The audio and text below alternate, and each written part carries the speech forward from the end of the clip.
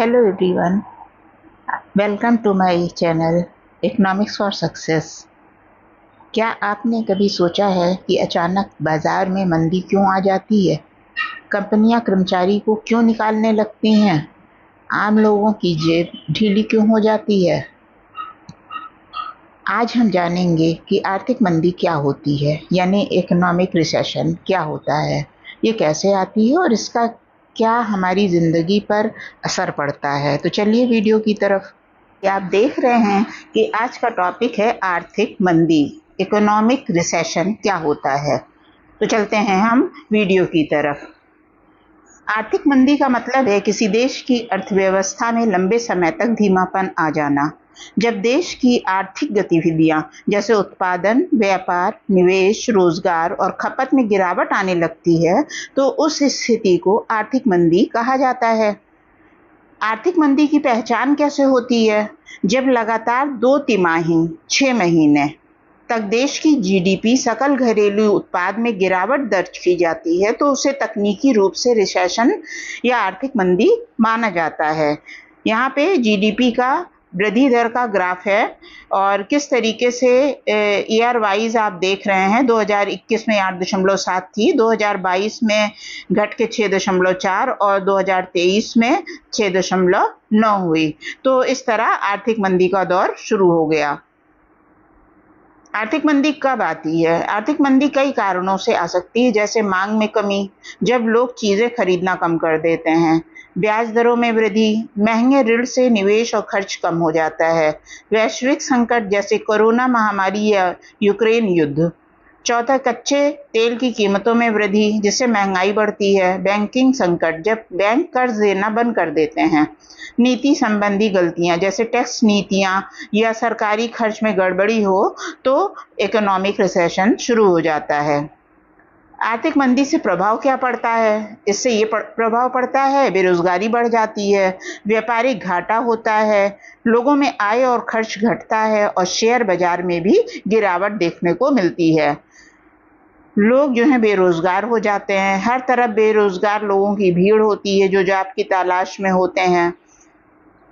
और ये बेरोजगारी रेट का ग्राफ है कि किस तरीके से 2020 में जो है ग्राफ ऊंचा था, उसके बाद लगातार कोरोना महामारी के बाद बेरोजगारी बढ़ती चली गई और रोजगार की जो है 2023 में 4.3 रेट रह गया। फिर व्यापार घाटा होता है, इस ग्राफ से दिख रहा है कि ग्राफ जो है नीचे की ओर आ रहा है, मतलब व्यापारिक घाटा होता है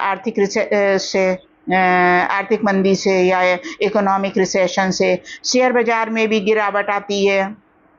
उसके बाद जो है लोगों की आय और खर्च घटता है, जब आय घटेगी तो खर्च भी कम करेंगे। तो इस तरीके से आर्थिक मंदी में ये प्रभाव पड़ता है। गिरती हुई मुद्रा का जो वैल्यू है वो घट जाती है।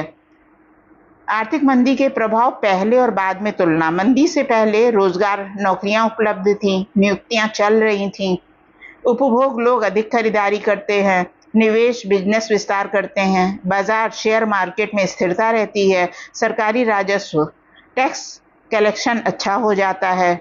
और यही बाद में स्थिति देखें, रोजगार छटनी होने लगती है, नई नौकरियां बंद हो जाती हैं, उपभोग लोग बचत बढ़ाते हैं और खर्च घटाते हैं, निवेश में गिरावट आती है, स्टार्टअप रुकते हैं, बाजार में तेजी से गिरावट आती है और सरकारी राजस्व टैक्स वसूली में गिरावट आती है।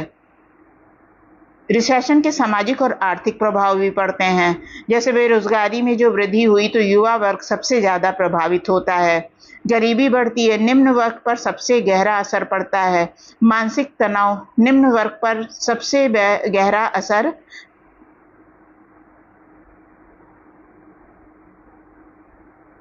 रिसेशन के सामाजिक और आर्थिक प्रभाव भी पड़ते हैं। बेरोजगारी में वृद्धि है, इसमें युवा वर्ग सबसे अधिक प्रभावित होता है, गरीबी बढ़ती है, निम्न वर्ग जो है उस पर गहरा असर होता है, मानसिक तनाव, आम जनता में चिंता और अनिश्चितता बनी रहती है, खपत में गिरावट, उद्योगों की मांग घटती है, सरकारी खर्च, कल्याण योजनाओं पर अधिक दबाव होता है, से उबरने में समय लगता है, रिकवरी धीमी और असमान होती है। इस तरह आपने देखा कि आर्थिक मंदी या इकोनॉमिक रिसेशन से बहुत ही बुरा प्रभाव पड़ता है। तो फ्रेंड्स, अब आप समझ गए होंगे कि आर्थिक मंदी केवल आंकड़ों की कहानी नहीं है, बल्कि हमारे रोजमर्रा के जीवन से जुड़ी एक सच्चाई है।